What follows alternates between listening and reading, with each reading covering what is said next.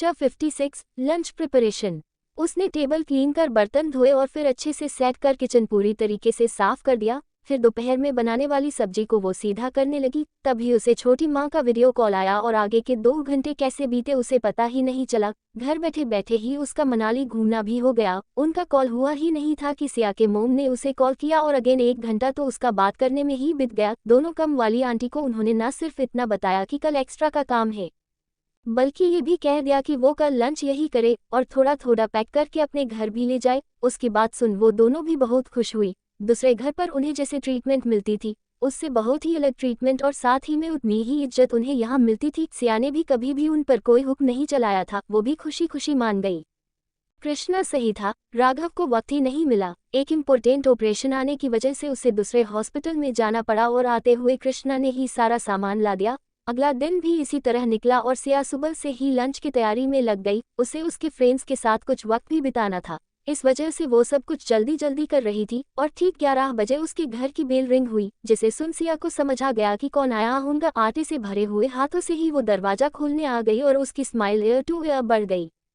मुझे पता ही था कि तुम लोग जरूर जल्दी ही आओगे, सिया ने मुस्कुराकर अपने फ्रेंड्स से कहा और उन्होंने भी अपनी बत्ती सी दिखा दी। साक्षी बोली, फिर सिरी, हमें पता था कि तू बहुत कुछ बनाएगी और इसकी शुरुआत सुबह से ही होगी, बस इसीलिए हम जल्दी आ गए ताकि तेरी हेल्प कर सके। साक्षी की बात से बचे हुए तीनों ने भी सहमति जता दी और वो अंदर आ गए।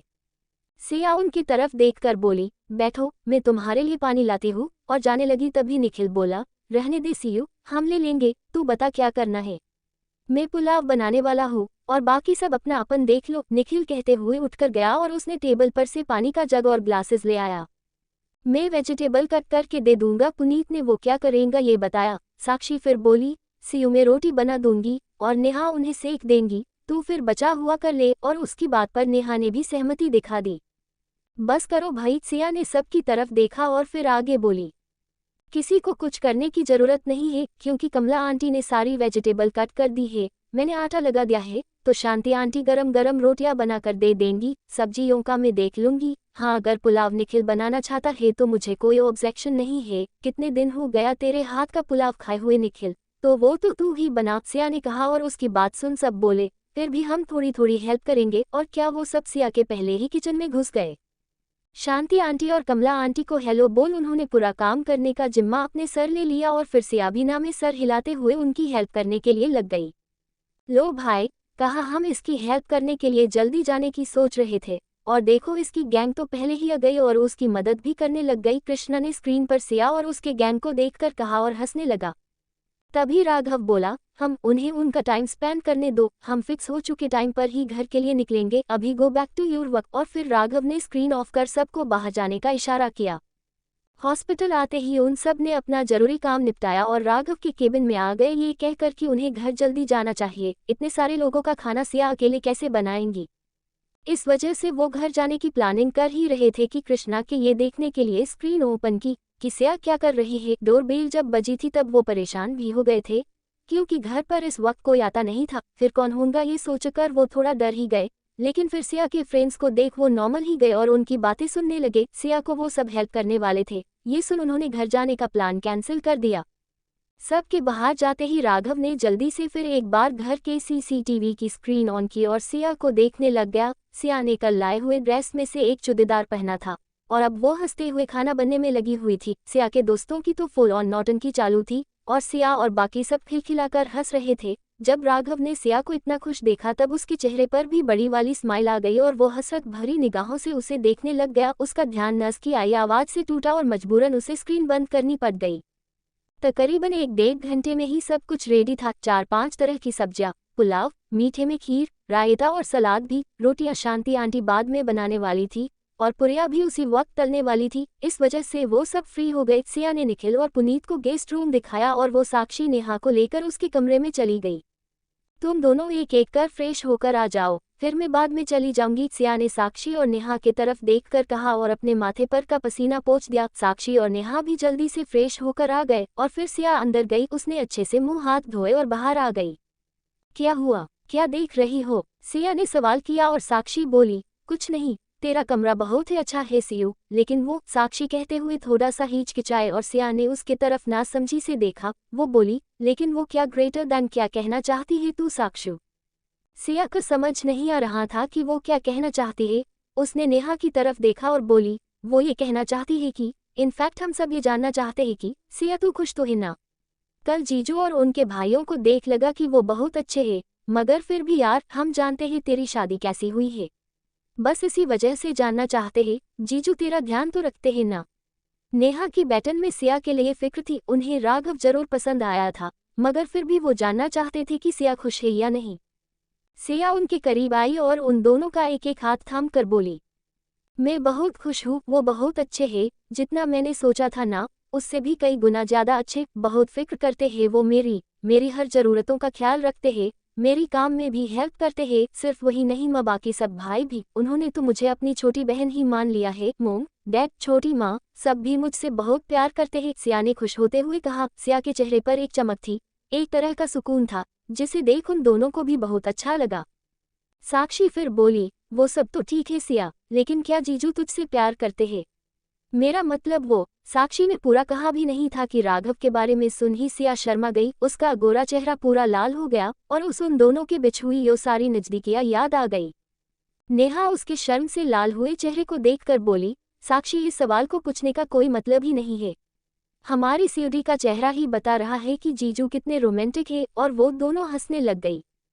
कुछ भी बोलते हो यार तुम, सिया ने उनसे नजरें चुराकर कहा और ड्रेसिंग टेबल के तरफ चली गई। उसने फेस क्रीम उठाए और मुंह पर अप्लाई करने ही वाली थी कि साक्षी बोली, ओए रुक रुक, और सिया ने उसके तरफ देखा। साक्षी फिर जल्दी से बोली, सीडी तू ना आज साड़ी पहन, यार हमें तुझे साड़ी में देखना है। और साक्षी की बात सुन नेहा भी सिया को इंसिस्ट करने लग गई। सिया भी फिर मान गई और उसने अपना कबोर्ड खोला। तभी साक्षी और नेहा ने उसे पीछे किया और वो खुद सिया के लिए सदी सिलेक्ट करने लग गए। उन्होंने ने रॉयल ब्लू कलर की साड़ी निकाली और सिया के तरफ फेंक कर चेंज करके आने के लिए बोल दिया। ये सिया ने साड़ी की तरफ देखा और दोनों ने अपना सर हाँ में हिला दिया। सिया जानती थी कि उसका कुछ नहीं चलने वाला है, इस वजह से वो उस साड़ी को लेकर चेंज करने चली गई। घर में उसे ये डिजाइनर पार्टी वेयर साड़ी पहनना अजीब लग रहा था, लेकिन दोस्तों के आगे भला किसी की चली है। जो सिया की चल पाती वो साड़ी पहनकर बाहर आ गई और उसके आते ही उन दोनों ने उसे सजाने का जिम्मा ले लिया।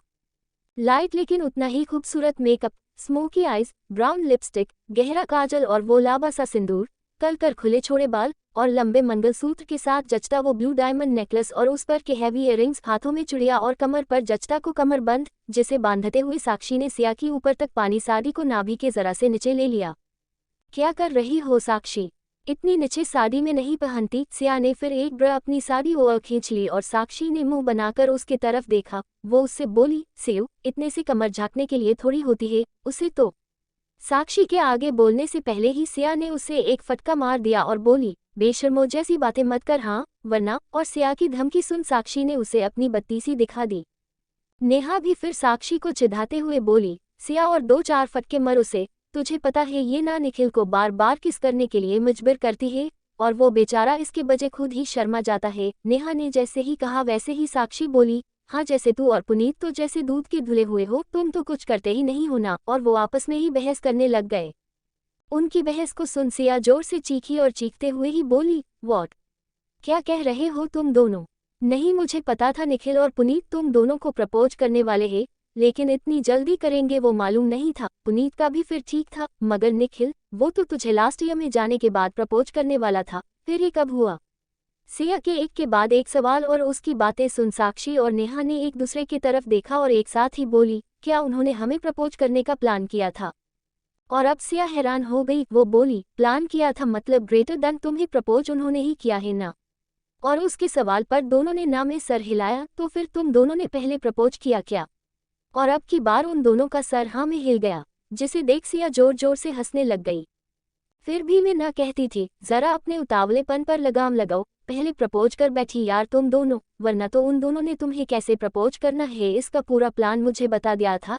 एंड ट्रस्ट मी, तुम्हारे प्रपोज का तो पता नहीं, मगर उनके प्रपोज करने का प्लान नंबर 1 था। मगर देखो अपने जल्दबाजी में तुमने क्या कर दिया। सिया हंसने लगी और साक्षी और नेहा उसे घूरने लग गई। एयो को इतनी हंसी आ रही थी कि वो बेड पर आकर बैठ गई।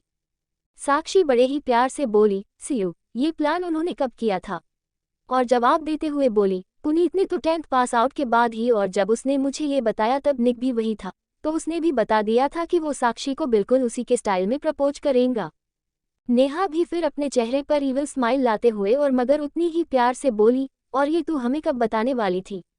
और उसका सवाल सुन सिया का हंसना रुक गया। उसने उन दोनों की तरफ देखा जो उसे ही मरने की तैयारी में आगे आ रही थी।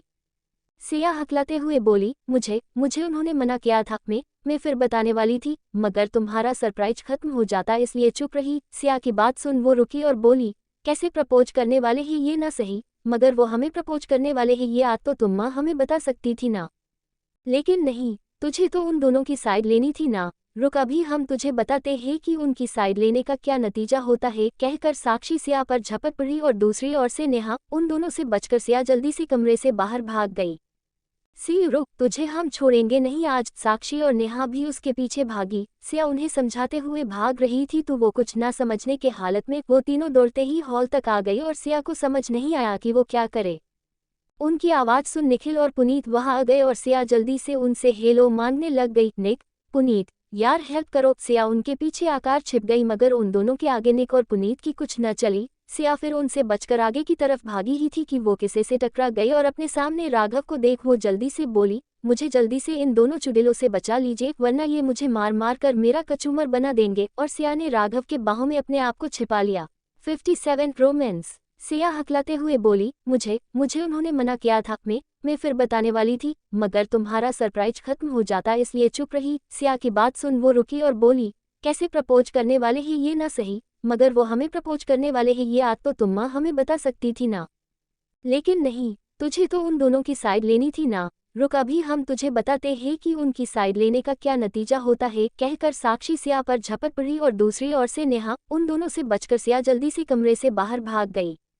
सी रुक, तुझे हम छोड़ेंगे नहीं आज। साक्षी और नेहा भी उसके पीछे भागी। सिया उन्हें समझाते हुए भाग रही थी तो वो कुछ ना समझने के हालत में वो तीनों दौड़ते ही हॉल तक आ गई और सिया को समझ नहीं आया कि वो क्या करे। उनकी आवाज़ सुन निखिल और पुनीत वहां आ गए और सिया जल्दी से उनसे हेलो मांगने लग गई। निक, पुनीत, यार हेल्प करो। सिया उनके पीछे आकार छिप गई मगर उन दोनों के आगे निक और पुनीत की कुछ न चली। सिया फिर उनसे बचकर आगे की तरफ भागी ही थी कि वो किसी से टकरा गई और अपने सामने राघव को देख वो जल्दी से बोली, मुझे जल्दी से इन दोनों चुड़ैलों से बचा लीजिए वरना ये मुझे मार मार कर मेरा कचूमर बना देंगे। और सिया ने राघव के बाहों में अपने आप को छिपा लिया। साक्षी और नेहा को समझ नहीं आया कि वो राघव के सामने क्या बोले, मगर फिर भी हिम्मत कर साक्षी बोली ही, जीजू आप छोड़ो उसे, और सियोडी तू इधर आ वरना। साक्षी ने धमकी दी और सिया राघव के बाहों में और भी छिप गई और थोड़ा सर उसकी तरफ ऊपर कर बोली, मुझे बचा लो प्लीज भाई। उसकी क्यूटनेस और ऊपर से दिखता उसका लुक एंड करीबी अगर वो सबके सामने ना होते ना तो राघव पक्का उसे किस करता। राघव ने किसी तरह से उस पर से अपना ध्यान हटाया और साक्षी नेहा की तरफ देखकर बोला, उसे छोड़ दूंगा, लेकिन पहले बताओ तो सही कि उसने क्या किया है। वो साक्षी बताने को हुई मगर फिर शर्म के मारे उससे कुछ बोला ही नहीं गया। उसने नेहा की तरफ देखा तो वो भी अपने नजरें चुरा कर खड़ी थी। सिया को समझ में गया कि वो दोनों तो कुछ बोल ही नहीं सकती है, इस वजह से वो राघव से थोड़ा सा दूर हुई और उसके बाहों में रहकर ही पीछे मुड़कर उन्हें चिढ़ाते हुए बोली, बताओ बताओ, या फिर मैं बताऊं क्या। सिया की बात सुन साक्षी उसे मारने के लिए आगे आई और सिया फिर से राघव के बाहों में छिप गई। देख लेंगे तुझे और तुम दोनों को भी, साक्षी ने पहले सिया से कहा और फिर निक और पुनीत की तरफ देखकर। उन दोनों बेचारों की शक्ल ऐसी थी कि जैसे हमने क्या किया है। सिया ने अपनी आंखें टिमटिमाते हुए राघव की तरफ देखा और बोली, आपको फ्रेश होना होगा ना, चलिए मैं भी आपके साथ आती हूँ। और उससे जरा सा भी दूर ना जाते हुए वो उनके कमरे की तरफ जाने लगी। जाहिर सी बात थी, उसे पता था अगर वो राघव से दूर हुई तो साक्षी और नेहा उसे जरूर 4-5 फटके तो मर ही देंगी। इस वजह से उससे दूर होना ही नहीं था। उससे उसकी हरकत देख सब मुंह दबाकर हंसने लगे। वही साक्षी और नेहा उसे घूरने लग गए। सिया राघव का हाथ पकड़कर ही अंदर आई और उसने जल्दी से दरवाजा बंद कर उससे टिककर खड़ी हो गई। उसने अपने सीने पर हाथ रखा और लंबी सांस छोड़ते हुए बोली, बच गई। मगर अगले ही पल उसे उसके कमर पर राघव के हाथ की पकड़ महसूस हुई और अपने ओंठों पर उसके ओठ। सिया ने झट से आंखें खोली और उन्हें बड़ी बड़ी करते हुए राघव की तरफ देखने लग गई जो उसे अभी किस किए जा रहा था। सिया धक्के से वैसे ही स्टेबल खड़ी हुई थी मगर राघव को कहाँ ही मंजूर था। उसे भी उसकी किस जो चाहिए थी। इसीलिए उसने उसे दरवाजे पर और थोड़ा पुश किया और उसके पेट पर से अपना हाथ घुमाते हुए उसे होश में ले आया। राघव ने की हुई वह की छुवन से सिया बुरी तरह से हर गई और उसने अपने आप को राघव को सौंप दिया। राघव के हाथ लगातार उसके पेट पर घूम रहे थे, उसके नाभि के साथ खेल रहे थे, जिसे फिलकर उसे सिया को ऐसे लगा कि उसके जिस्म से जैसे जान ही चली गई हो। राघव ने उसे संभाला और उससे दूर होकर उसे देखने लगा। वो उससे पूछने ही वाला था कि सिया तुम्हें क्या हुआ, मगर उससे पहले ही सिया ने अपनी आंखें खोली और उसके ओठों की तरफ देख उसके ओठों को अपने ओठों में ले लिया। राघव मुस्कुराया और फिर से उसे किस करने में लग गया। तकरीबन 10-15 मिनट बाद वो दोनों एक दूसरे से दूर हुए और सिया ने अपने आप को पूरी तरह से उसके ऊपर छोड़ दिया। उसे ऐसा लग रहा था मानो राघव ने इस किस के जरिए उसकी सारी एनर्जी ही ले ली हो। राघव को उसकी हालत देख उस पर तरस आया और उसने उसे बाहों में उठाकर बेड तक ले आया। उसे आराम से बेड पर सुलाते हुए वो बोला, बच्चा क्या हुआ। राघव की बातों में फिक्र थी। ये पहली बार थोड़ी था जब वो किस शेयर कर रहे थे, मगर आज से पहले सिया ने ऐसा रिएक्शन कभी नहीं दिया था। सिया ने किसी तरह से अपनी आंखों खिली और ना में सर हिला दिया। राघव उसे घूर कर देखते हुए बोला, सही सही जवाब दो, मुझे कहीं दर्द हो रहा है क्या तुम्हें, या फिर और कुछ। राघव का सवाल सुन सिया किसी तरह मुस्कुराए। जवाब राघव ने थोड़ा स्ट्रीक होकर कहा और सिया बेचारगी से बोली, वो आपने मुझे यहाँ छुआ था ना, तो वो मेरे अंदर, मुझे नहीं पता क्या हो गया। आई वाज जस्ट सिया की भी समझ नहीं आ रहा था कि उसे क्या हुआ था। राघव का उसके पेट को छूना और उसके नाभि के साथ खेलना, सिया के अंदर के हार्मोन्स में काफी उथल पुथल मचा गया था। राघव का वहां पर की पहली छुवन थी जो सिया से बर्दाश्त ही नहीं हुई। सिया को इस तरह हकलाता देख राघव एक पल को सोच में गिर गया और उसकी वह की छुवन इस लफ्ज से उसे याद आया कि वो किस तरह सिया को छू रहा था। राघव को समझते देर नहीं लगी कि सिया को क्या फील हुआ होगा और वो मुस्कुराया, पता नहीं क्यों, मगर राघव को उसे थोड़ी सताने की चाहत हुई और उसने सिया के पेट पर से उसके साड़ी के आंचल को दूर किया और उसके पेट पर से अपना हाथ उल्टा घुमाते हुए सिया की तरफ देखा। उसकी ये हरकत और सिया की सांसें और एक बार बगावत पर उतर आ गई। गहरी सांस लेते हुए वो सिसकते ही बोली, सस राघव। और उसके ये लफ्ज सुन राघव को अब खुद पर कंट्रोल रखना मुश्किल हो गया। उसने जल्दी से अपने ओंठ उसके गले पर रख दिए और वहां किसिस की बारिश करने लग गया। सस। सिया की सिसकियां उसके काबू से बाहर हो गई और वो राघव को अपने करीब खींचने लग गई। पहले ही राघव उसे स्लो किस नहीं कर रहा था, बावजूद उसके सिया उसे और अपने और खींचकर उसे चूमने के लिए, उसे छूने के लिए कह रही थी। राघव ने भी उसकी बात का मान रखा और अपने ओठों से उस पर और वार करने लग गया। सिया साक्षी की आई आवाज और ये दोनों होश में आ गए। उन दोनों को रियलाइज हुआ कि घर सब लंच पर आए हुए हैं और वो यहाँ क्या कर रहे हैं। सिया ने जल्दी से राघव को धक्का दिया और बोली, हाँ आई बस 2 मिनट। और वो जल्दी से अपनी साड़ी ठीक करने लग गई जो उससे हो ही नहीं रही थी। उसके हाथ कांप रहे थे जैसे वो कोई बड़ी चोरी करते हुए पकड़ी गई हो। राघव से उसकी ये हालत बर्दाश्त नहीं हुई और उसने सिया के हाथ को अपने हाथों से पकड़ लिया और उसके माथे पर किस कर बोला, बच्चा रिलैक्स, इतना कुछ नहीं हुआ है, चलो गहरी सांस लो। और उसके कहे मुताबिक सिया ने गहरी सांस भरी। राघव उसे देखकर बोला, गुड। और सिया ने उसकी तरफ देखकर रोनी शक्ल बना दी। बच्चू, कोई तुमसे कुछ नहीं पूछेगा और अगर किसी ने पूछा भी कि क्या कर रही थी तो बता देना कि उन दोनों से डर कर अंदर ही बैठी थी, ठीक है। राघव बिना बताए भी समझ गया कि वो क्या सोच रही है और फिर उसने उससे कहा, हम। सिया हाँ में सर हिलाते हुए बोली और उसने फिर जल्दी जल्दी अपनी साड़ी और बाल ठीक किए। राघव आराम से उसकी गड़बड़ देख रहा था। वैसे भी वो सिर्फ देखने के सिवाय और कर ही क्या सकता था भला। मैं बाहर जा रही हूँ, आप भी जल्दी आ जाना। हाँ, सिया ने मासूम सी शक्ल लेकर कहा और राघव ने मुस्कुराकर हाँ में सर हिलाया। सिया भी फिर बाहर निकलने को हुई। उसने धीरे से दरवाजा खोला और देखा कि कोई वहां है तो नहीं, और जब उसे कोई नहीं दिखा तो वो धीरे से किचन में चली गई। उसने जल्दी जल्दी दोनों आंटी को रोटियां और पुरिया बनने के लिए बोल दी और खुद खाना अलग अलग बोल में निकालने लग गई। जल्दी ही उसने सब कुछ कर लिया और बोल बाहर लेन को हुई। उसके सारे दोस्त राज, कृष्णा और अक्षय के साथ बातें करने में लगे हुए थे। उसे देख कृष्णा और अक्षय जल्दी से उठे और सारा खाने का सामान बाहर लाने लग गए। साक्षी और नेहा जल्दी से वहां आ गए और बोली, भैया आप मत कीजिए, हम कर लेंगे। साक्षी ने कहा और कृष्णा के हाथ में का बोल ले लिया। वही नेहा ने भी जल्दी से अक्षय के हाथ में का बोल ले लिया।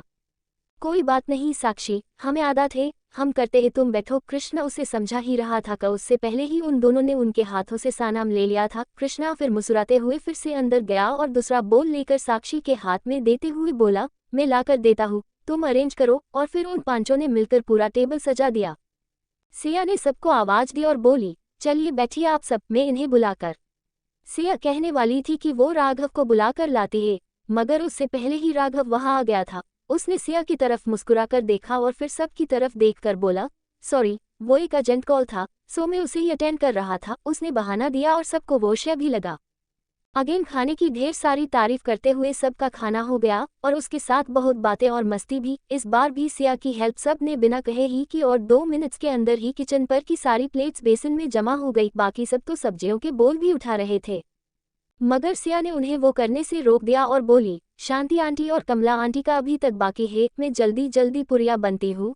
नेहा तुम उन्हें सर्व कर देना, साक्षी तुम मेरी हेल्प कर। हाँ, सिया फिर जल्दी से अंदर गई और उन दोनों को खाने के लिए बिठा दिया और उन्हें भी गर्म गर्म खाना परोसा और उनके घर के लिए टिफिन पैक कर दिया। आप बहुत अच्छी है सिया बेटा, अब बाकी रहने दो, आप अपने दोस्तों के साथ बात करो, हम सब कुछ साफ कर देंगे, कमला आंटी ने कहा और सिया फिर मुस्कुराकर सबके पास लौट आई और उसके बाद शुरू हुआ उनके बातों का सिलसिला जो शाम को ही खत्म हुआ। च 58 आई मिस यू, सिया ने सबको आवाज दी और बोली, चलिए बैठिए आप सब, मैं इन्हें बुलाकर। सिया कहने वाली थी कि वो राघव को बुलाकर लाती है, मगर उससे पहले ही राघव वहां आ गया था। उसने सिया की तरफ मुस्कुराकर देखा और फिर सब की तरफ देखकर बोला, सॉरी, वो एक अर्जेंट कॉल था, सो मैं उसे ही अटेंड कर रहा था। उसने बहाना दिया और सबको वोशिया भी लगा। अगेन खाने की ढेर सारी तारीफ करते हुए सबका खाना हो गया और उसके साथ बहुत बातें और मस्ती भी। इस बार भी सिया की हेल्प सब ने बिना कहे ही की और 2 मिनट्स के अंदर ही किचन पर की सारी प्लेट्स बेसिन में जमा हो गई। बाकी सब तो सब्जियों के बोल भी उठा रहे थे, मगर सिया ने उन्हें वो करने से रोक दिया और बोली, शांति आंटी और कमला आंटी का अभी तक बाकी है, मैं जल्दी जल्दी पुरिया बनती हूँ। नेहा तुम उन्हें सर्व कर देना, साक्षी तुम मेरी हेल्प कर। हाथ सिया फिर जल्दी से अंदर गई और उन दोनों को खाने के लिए बिठा दिया और उन्हें भी गर्म गर्म खाना परोसा और उनके घर के लिए टिफिन पैक कर दिया। आप बहुत अच्छी है सिया बेटा, अब बाकी रहने दो, आप अपने दोस्तों के साथ बात करो, हम सब कुछ साफ कर देंगे, कमला आंटी ने कहा और सिया फिर मुस्कुराकर सबके पास लौट आई और उसके बाद शुरू हुआ उनके बातों का सिलसिला जो शाम को ही खत्म हुआ। एट लास्ट सिया ने सबको फिर डिनर करवा कर ही घर भेजा एंड ऑब्वियसली सब ने ही उसके हेल्प की। इतनी सारी मस्ती और ढेर सारा काम करने की वजह से सिया बहुत ही ज्यादा थक गई थी। राघव ने उसे सब कुछ समेट के रखने के लिए बोल दिया और सीधा उठाकर कमरे में ले गया। सिया को अच्छा नहीं लग रहा था सारा काम वैसे ही रखकर सोना, बट राघव कहा उसकी सुन रहा था। वो चेंज करके आ गई और राघव ने फिर एक बार उसे उठाकर बिस्तर पर लेटा दिया और उसे अपने बाहों में लेकर उसके सर को सहलाने लग गया। पचा, आप मेरी बात बिल्कुल नहीं सुनते हैं आप ना। सिया के आगे कुछ कहने पहले ही राघव ने उसके ओठों पर अपनी उंगली रख दी और उसे घूरकर देखते हुए बोला, अपनी आंखें बंद, अब अगर तुमने अपनी आंखें खोली ना तो। राघव ने अपनी बात अधूरी छोड़ दी और सिया ने जल्दी से आंखें बंद कर ली। वो उसके बाहों में जाकर छिप गई। 5-10 मिनट ऐसे ही बीते। सिया जरा सी भी हलचल नहीं कर रही थी। राघव को लगा कि उसने बिना वजह ही उसे डांट दिया, इसलिए उसने प्यार से उसे आवाज लगाई, मगर सिया अब भी कोई हलचल नहीं कर रही थी। राघव ने उसे थोड़ा दूर किया और जब उसकी तरफ देखा तब सिया गहरी नींद में सोई हुई थी। राघव ने उसे देखकर ना में सर हिलाया और उसे और अच्छे से ब्लैंकेट से कवर कर उसके सर पर ओट रख दिए। राघव प्यार से उसके तरफ देखकर धीरे आवाज में बोला, इतनी थक गई हो मगर फिर भी काम करना है स्टूपिड। और राघव ने फिर एक बार उसे चूमकर अपनी भी आंखें बंद कर ली। ऐसे ही वक्त बीत रहा था और सिया राघव के बीच प्यार बढ़ रहा था और साथ ही में सिया की बढ़ रही थी सबके साथ अटैचमेंट। अगर उन तीनों को सिया के साथ कोई भी देखता तो यही कहता कि सिया उनके भाई की वाइफ नहीं बल्कि उनकी छोटी बहन है। सबसे ज्यादा तो वो कृष्णा के साथ क्लोज हुई थी। कृष्णा उसे बच्चे के जैसा ही ट्रीट करता और उसे उतना चिढ़ाता भी। इस वजह से उसके आए दिन सिया के साथ झगड़े होते रहते, मगर अगले ही पल वो एक भी हो जाते। ऐसे ही और 9-10 दिन बीत गए। सिया सुबह से ही बहुत उदास थी। उसने राज, अक्षय और राघव का टिफिन पैक किया और हॉस्पिटल भेज दिया। कृष्णा ने कल ही नाइट ड्यूटी की थी, इस वजह से वो आज घर ही था। उन दोनों ने साथ ही में लंच किया, मगर आज हर बार की तरह सिया बिल्कुल भी शोर नहीं कर रही थी। कृष्णा ने थोड़ा वेट किया और फिर उससे बोला, क्या हुआ छूटन की, तू आज इतनी खामोश क्यों है? मगर सिया ने किसी तरह मुस्कुराकर ना में सर हिला दिया। कृष्णा फिर बोला, राघव को मिस कर रही हो क्या? और सिया ने फिर एक बार ना में सर हिलाया। राघव पिछले 2 दिनों से हॉस्पिटल में ही था, उसे बैक टू बैक ऑपरेशन थे। कृष्णा को लगा कि वो उसे ही मिस कर रही है, मगर उसका ना में आया जवाब उसे हैरान कर गया। सिया उससे बोली, भाइयों आपको और कुछ चाहिए? रोटी दूं? कृष्णा ने उसे ना कहा और खाना खत्म करने लग गया। थोड़ी देर बाद सिया ने सब कुछ उठाकर क्लीन किया और फिर कृष्णा से कहकर अपने कमरे में चली गई। उसे उसके असाइनमेंट लिखने थे और कुछ ही दिन में उसके फाइनल एग्जाम भी थे, जिसकी पढ़ाई भी उसे करनी थी। सिया वो सब करने में लग गई और कृष्ण उसे दूर से ही देखता रहा। रात को सबके घर में आने के बाद सिया ने हर रोज की तरह उनका मुस्कुराकर ही वेलकम किया। कृष्णा ने उन्हें बताया था कि सिया आज थोड़ी डल लग रही है, मगर वो किसी चीज से परेशान है या फिर उदास है, ये कहीं भी उसके चेहरे पर नजर नहीं आ रहा था।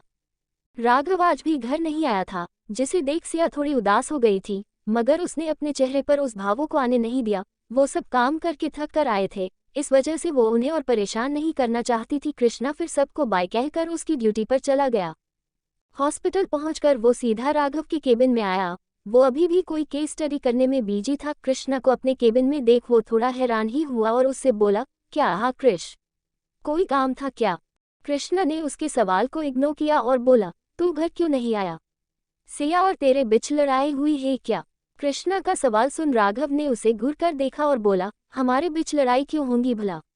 और मैंने अभी कुछ देर पहले ही उससे बात की थी, तूने ऐसा सवाल क्यों किया?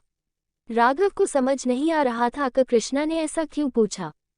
कृष्णा ने उसे सिया के बदले हुए मूड के बारे में सब कुछ बता दिया और राघव कुछ सोचने लग गया। कृष्णा की तरफ देखकर बोला, शायद वो छोटी माँ और मोम डैड को मिस कर रही होंगी या फिर अपने पेरेंट्स को।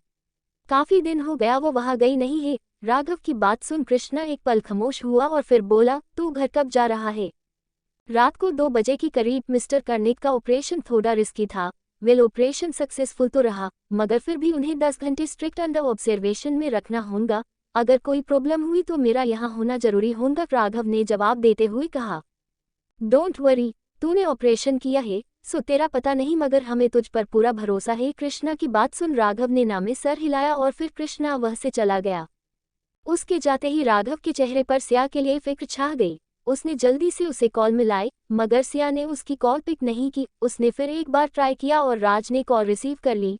राघव के कुछ बोलने से पहले ही राज बोला, राघव, सिया का मोबाइल हॉल में ही रह गया, रुक मैं उसे देकर आता हूँ। राघव ने सिर्फ इतना ही कहा और चुप हो गया। कृष्णा की बात सुनने के बाद वो सिया को देखने के लिए उसकी आवाज सुनने के लिए बेकरार हो गया था। तभी राज की आवाज उसे सुनाई दी, जो सिया को देखकर बोला था, ये लड़की भी ना यहाँ क्यों सो गई? सीयू उठो। राज उसे उठाने लगा, मगर उतने में ही राघव बोला, भाई वेट उसे मत उठाओ, क्या हुआ? वो कहाँ सो गई है? राघव ने फिक्र से पूछा और राज बोला, स्टडी कर रही थी शायद, हर बार की तरह नीचे बैठकर और फिर वैसे ही सो गई। कितनी बार कहा है इस लड़की से कि चेयर पर बैठा करे स्टडी के लिए, लेकिन पता नहीं क्यों वो नीचे ही क्यों बैठती है। अगर ठंड लग गई तो? राज की बातों में सिया के लिए फिक्र थी। हम उठाए उसे। राघव का जरा सा भी मन नहीं था सिया की नींद खराब करने का, लेकिन वो उसे नीचे बैठे हुए ही सोने नहीं दे सकता था। उसने राज से उसे उठाने के लिए बोला और राज ने भी आवाज देकर सिया को उठाया। क्या हुआ भाई, आपको कुछ चाहिए? मैं आपके लिए कॉफी बनाऊं? सिया ने उठते ही सवाल किया। नींद उसकी आंखों में पूरी तरह से छाई हुई थी, जिसे देख राज फिक्र भरे गुस्से में ही उससे बोला, नहीं को नहीं चाहिए मुझे, और सिया कितनी बार कहा है यहाँ नीचे मत बैठा करो, मगर तुम हो कि खैर चलो अब कमरे में जाओ और आराम से सो जाओ। राज की बात सुन सिया लखाते हुए उठ खड़ी हुई और राज को ही उसकी फिक्र हुई। वो गिरे न ये देखने के लिए उसके पीछे पीछे कमरे में आ गया। सो जाओ आराम से, राज ने फिक्र से कहा और सिया हाँ में सर हिलाकर बिस्तर पर लेट भी गई। राज फिर बाहर आ गया और राघव से बोला, राघव वो काफी नींद में थी, सो मैंने उसे जगाना शायद नहीं समझा, कुछ इम्पोर्टेंट था क्या? राज का सवाल सुन राघव बोला, नहीं भाई कुछ नहीं, आप भी जाकर सो जाओ अब, कहकर उसने कॉल कट कर दी। उसका दिल बार बार सिया के पास जाने को कह रहा था, मगर वो अपनी रिस्पॉन्सिबिलिटी ऐसे तो नहीं छोड़ सकता था ना। सो किसी तरह उसने अपना ध्यान काम में लगाया। रात 2 बजे ही उसने उस पेशेंट को चेक किया और सब कुछ ठीक लगने के बाद वो जल्दी से घर के लिए निकल गया। अपने तरफ की चाबी से घर का डोर ओपन कर वो अंदर आया और फिर कमरे में चला गया। सिया आराम से बिस्तर पर सोई हुई थी, नाइट बल्ब की रोशनी में उसका चेहरा चमक रहा था। राघव का दिल किया कि वो उसके पास जाए और चूम कर कहे कि उसने इन 2 दिनों में उसे कितना मिस किया है, बट हाइजीन का ध्यान रखते हुए वो पहले बाथरूम में गया। अच्छे से शावर लेकर वो बाहर आया और अपने बाल ड्राई कर सीधा आकार सिया के बगल में सो गया। उसने सिया को अपने बाहों में ले लिया और एक किस उसके माथे पर कर उसके लबों को हल्के से छू लिया। वो सिया की नींद खराब नहीं करना चाहता था। उसकी सारी हलचल काफी आराम से और नाजुक थी, जिससे सिया को उसके आने की भनक तक की नहीं लगी। राघव भी काफी थका हुआ था, इस वजह से वो भी जल्दी ही सो गया। अगले दिन जब सिया की नींद खुली तो वो राघव के बाहों में थी और उसे अपने पास देख सिया को बहुत ही खुशी हुई। उसने जल्दी से राघव के गल पर किस कर दी और दिल ही दिल बोली, I miss you so much Raghav, और मुस्कुराते हुए उसे देखने लग गई। राघव गहरी नींद में था, इस वजह से सिया के उठने का कोई एहसास नहीं हुआ था। 59 मोमेंट, उसका दिल बार बार सिया के पास जाने को कह रहा था, मगर वो अपनी रिस्पॉन्सिबिलिटी ऐसे तो नहीं छोड़ सकता था ना। सो किसी तरह उसने अपना ध्यान काम में लगाया। रात 2 बजे ही उसने उस पेशेंट को चेक किया और सब कुछ ठीक लगने के बाद वो जल्दी से घर के लिए निकल गया। अपने तरफ की चाबी से घर का डोर ओपन कर वो अंदर आया और फिर कमरे में चला गया। सिया आराम से बिस्तर पर सोई हुई थी। नाइट बल्ब की रोशनी में उसका चेहरा चमक रहा था। राघव का दिल किया कि वो उसके पास जाए और चूम कर कहे कि उसने इन 2 दिनों में उसे कितना मिस किया है। बट हाइजीन का ध्यान रखते हुए वो पहले बाथरूम में गया। अच्छे से शावर लेकर वो बाहर आया और अपने बाल ड्राई कर सीधा आकार सिया के बगल में सो गया। उसने सिया को अपने बाहों में ले लिया और एक किस उसके माथे पर कर उसके लबों को हल्के से छू लिया। वो सिया की नींद खराब नहीं करना चाहता था। उसकी सारी हलचल काफी आराम से और नाजुक थी, जिससे सिया को उसके आने की भनक तक की नहीं लगी। राघव भी काफी थका हुआ था, इस वजह से वो भी जल्दी ही सो गया। अगले दिन जब सिया की नींद खुली तो वो राघव के बाहों में थी और उसे अपने पास देख सिया को बहुत ही खुशी हुई। उसने जल्दी से राघव के गल पर किस कर दी और दिल ही दिल बोली, I miss you so much Raghav, और मुस्कुराते हुए उसे देखने लग गई। राघव गहरी नींद में था, इस वजह से सिया के उठने का कोई एहसास नहीं हुआ था। सिया फिर धीरे से उठी और राघव के ऊपर अच्छे से ब्लैंकेट डाल वो बहुत ही आराम से उठी और फ्रेश होकर आ गई। उसने अपने सारी हलचल काफी आराम से और धीरे धीरे की थी, जिससे राघव की नींद खराब ना हो। किचन में आकर उसने सबके लिए ब्रेकफास्ट बनाया। राज और अक्षय भी तब तक आ गए थे। कृष्णा भी जस्ट अपनी ड्यूटी कंप्लीट कर आया हुआ था और आते ही वो सीधा डाइनिंग टेबल की तरफ आ गया। भाई फ्रेश होकर आइए, फिर मैं आपको सर्व करती हूँ, सिया ने कृष्णा से कहा और राज और अक्षय को सर्व करने लग गई। कृष्णा जवाब देते हुए बोला, नहीं मैं फ्रेश ही हूँ, सिया प्लीज एक कप कॉफी दे दो, ब्रेकफास्ट में बाद में कर लूंगा, कृष्णा ने कहा और सिया ने कॉफी के साथ साथ उसे ब्रेड बटर भी दे दिया। सिया उसकी तरफ देखकर बोली, पहले थोड़ा कुछ खाए और फिर बाद में कॉफी ले लेना। उसकी बात सुन कृष्णा ने उसकी तरफ देखा और फिर चुपचाप ब्रेड कहकर कॉफी पीने लग गया। राघव घर आया है क्या? राज ने सवाल किया और सिया हाँ में सर हिलाते हुए बोली, हाँ भैया, मगर पता नहीं रात को कितने बजे आए होंगे। वो अभी भी सो रहे थे तो मैंने उन्हें नहीं उठाया। सिया अपने लिए चाय का कप लेकर बैठ गई। जाहिर सी बात थी वो अपना ब्रेकफास्ट राघव के साथ ही करने वाली थी, इस वजह से तब तक चाय ही पी ली। कृष्णा बोला, अच्छा किया छूट इनकी, वैसे भी बैक टू बैक 2 ऑपरेशन और उनकी टाइम टू टाइम चेकअप की वजह से उसे ठीक से आराम करने का मौका नहीं मिला। रात को भी वो रात 2 बजे के बाद ही हॉस्पिटल से निकला था। कृष्णा की बात सुन सिया ने हाँ में सर हिलाया। फिर कुछ सोचकर कृष्णा बोला, सीयू 12 बजे में भी हॉस्पिटल वापस जा रहा हूँ, तो एक काम करना, राज भैया और अक्ष के साथ मेरा लंच भी रेडी कर देना, हॉस्पिटल जाते हुए मैं ही ले जाऊंगा। कृष्णा की बात सुन सिया ने और बाकी सब ने भी उसकी तरफ देखा। सिया फिक्र से बोली, भाइयों अभी अभी आप ड्यूटी करके आए हैं और फिर तुरंत वापस जाने का बोल रहे हैं, आप थोड़ा रेस्ट करो ना। सिया की फिक्र देख कृष्णा मुस्कुराया और बोला, डोंट वरी छूट इनकी, कम होने के बाद मैं हॉस्पिटल में रेस्ट कर लूंगा, तुम राघव का ध्यान रखो, या फिर एक काम करो, हम में से ना किसी का लंच मत दो। भाई मैं बताना भूल गया, हमें सिटी केयर हॉस्पिटल जाना है तो अक्ष को भी साथ ले चलते हैं, लंच तो वही अरेंज किया है ना हमारा। सिया हमारा लंच मत दो, आज सिर्फ पाने लिए और राघव के लिए कुछ बना देना। कृष्णा की बात राज और अक्ष की कुछ समझ तो नहीं आई, फिर भी उन्होंने अपना सर हाँ में हिला दिया। ठीक है, सिया ने हाँ में सर हिलाया और अंदर किचन में चली गई। राज धीरे से बोला, सिटी केयर कब जाना तय हुआ है? मुझे इस बारे में कोई आइडिया नहीं है, अक्ष तुझे पता था क्या? राज ने अक्ष की तरफ देखकर सवाल किया और काश ने न में सर हिला दिया। कृष्णा बोला, भाई मैंने तो ऐसे ही बोल दिया, अब इतने दिन बाद राघव घर पर है तो सोचा क्यों ना उन दोनों को साथ में टाइम स्पेंड करने दिया जाए, कहा हम सबके लंच प्रिपेयर करते बैठेगी वो। कृष्णा की बात सुन वो दोनों सहमत हो गए। राज उससे बोला, ये भी ठीक है, एक काम कर, तू हॉस्पिटल के लिए जब निकलेगा ना तब कॉल कर, हम बाहर लंच ले लिए जाएंगे और पार्टी ये अक्ष देगा। राज की बात पर कृष्णा ने सहमति जता दी तो अक्ष ने घूरकर उन दोनों को देखा, फिर अपने कंधे उचकाते हुए बोला, ठीक है, सिया और राघव के लिए मैं इतना तो कर ही सकता हूँ, और वो मुस्कुराया। बाय सी। राज और अक्ष उसे बाय बोलकर चले गए। सिया हर रोज की तरह उन्हें भी दरवाजे तक छोड़ने आई और फिर अंदर जाकर कृष्णा से बोली, भैया आप फ्रेश हो जाओ और मुझे आवाज लगा दो, मैं आपको ब्रेकफास्ट सर्व कर दूंगी। और हाँ, छोटी माँ का कॉल नहीं लग रहा है, आपकी बात हुई क्या उनसे? सिया ने छोटा सा मुंह बनाते हुए सवाल किया और कृष्णा उसके सर में धीरे से मारते हुए बोला, हाँ हो गई थी मेरी बात, वो शायद ट्रैवल में होंगे, मुझे ठीक से बताया नहीं, मगर माँ कह रही थी कि उनका अभी अभी कहीं और जाने का प्लान बना है, जिसके लिए वो सुबह सुबह ही निकल चुके होंगे। शायद इसी वजह से कॉल कनेक्ट नहीं हो रहा होगा। सो ये मोह बंधन बंद करो और अपना काम निपटा दो सारा, कृष्णा कहकर चला गया और फिर दिल ही दिल धीरे से बोला, ताकि मेरा प्लान तुम दोनों को साथ में टाइम देने का सक्सेसफुल हो सके, वरना पता चला राघव अपने कॉल लेकर बैठ गया और तुम घर के कामों में बिजी हो गई। सिया ने धीरे से कहा और वो जल्दी से अपने बचे हुए काम करने लग गई। वो और राघव घर पर अकेले थे तो उसे उसके साथ अपना पूरा टाइम स्पेंड करना था, जिस वजह से जल्दी जल्दी काम होना जरूरी था। सो मैडम उसकी ही तैयारी करने लग गई। उसने कॉल कर दोनों आंटी को जल्दी ही बुलाया और जल्द ही काम खत्म कर उन्हें भेज भी दिया। कृष्णा भी फिर 11 साढ़े 11 के आसपास बाहर चला गया था। सिया जल्दी से उसके कमरे में आई और धीरे से बाथरूम में जाकर फ्रेश हो गई। अपना चेहरा साफ कर उसने फेस क्रीम लगाई और थोड़ा पाउडर लगाकर अच्छे से बिंदी लगा दी। उसने अपने ओठों की तरफ देखा जो थोड़े से ड्राई लग रहे थे। सो उसने जल्दी से लिप बाम अप्लाई किया और पाउट करते हुए अपने आप को देखने लगी। राघव कब से उसकी सभी हरकतें नोटिस कर रहा था और सिया के प्यारे से चेहरे को देख खुद को मुस्कुराने से नहीं रोक पा रहा था। सिया को अपने तरफ पलता देख उसने जल्दी से अपनी आंखें बंद कर ली और सोने का नाटक करने लग गया। सिया उसके पास आई और उसने प्यार से राघव के चेहरे को कुछ देर के लिए निहारा। सोता हुआ राघव आज सिया को हद से ज्यादा हैंडसम दिखाई दे रहा था। उसने उसे 2-3 दिन से नहीं देखा था और अब जब वो उसे देख रही थी तब उसे ऐसा फील हो रहा था मानो वो सालों से राघव से नहीं मिली। सिया ने धीरे से उसके गाल पर हाथ रखा और फिर उसकी नज़र राघव के माथे पर आए उसके बालों पर गई। उन बिखरे हुए बालों को देख सिया को उन्हें संवारने का दिल किया और उसने धीरे से अपने हाथ उसके बालों में घुमा दिए, उसके बालों को सहलाते हुए प्यार से उसके चेहरे का दीदार कर रही थी।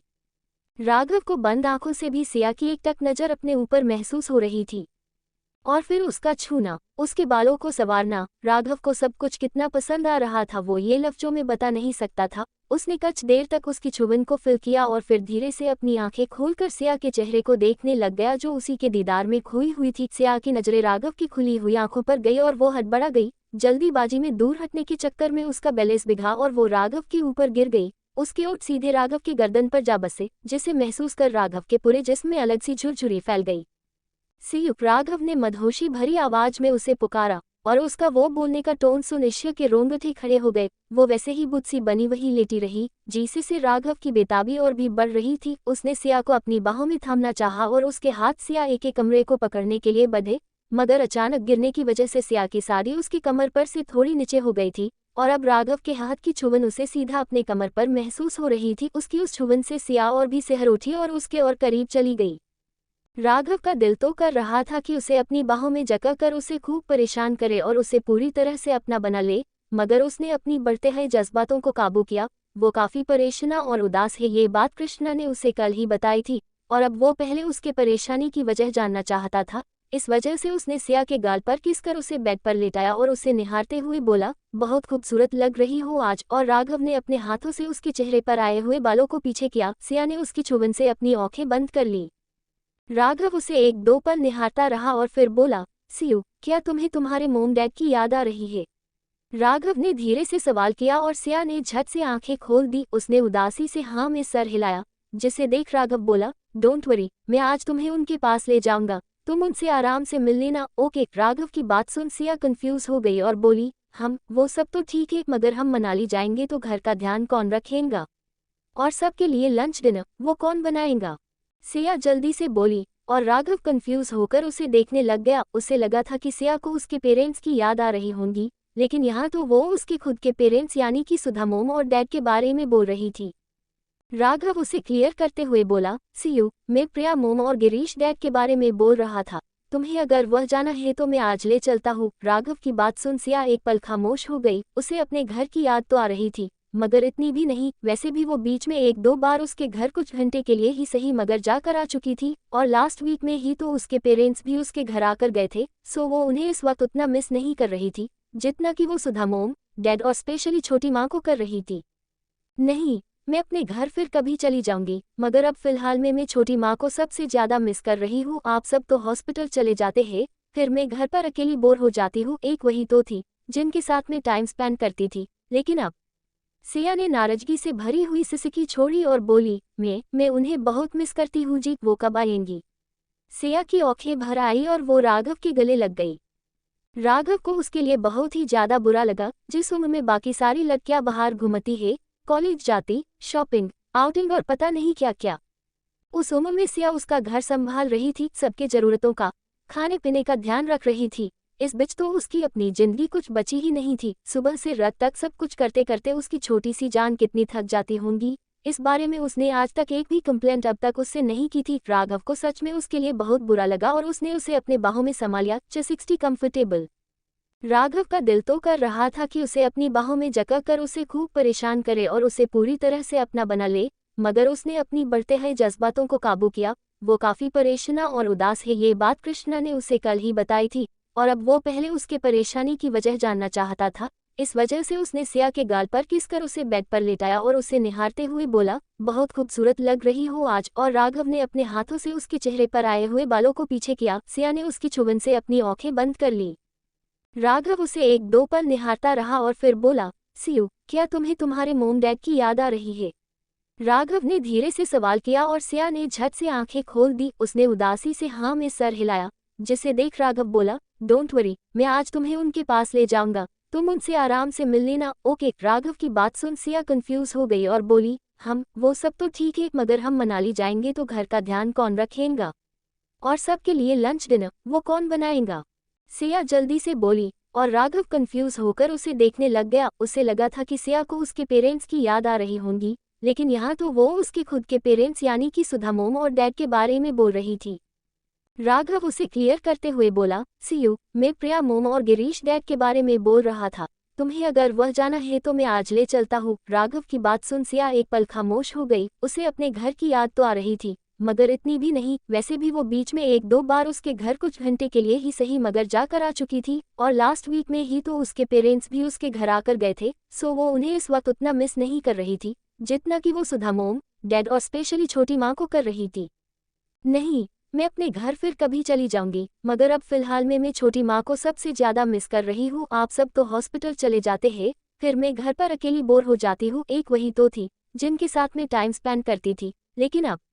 सिया ने नाराजगी से भरी हुई सिसकी छोड़ी और बोली, मैं उन्हें बहुत मिस करती हूँ जी, वो कब आएंगी? सिया की आंखें भर आई और वो राघव के गले लग गई।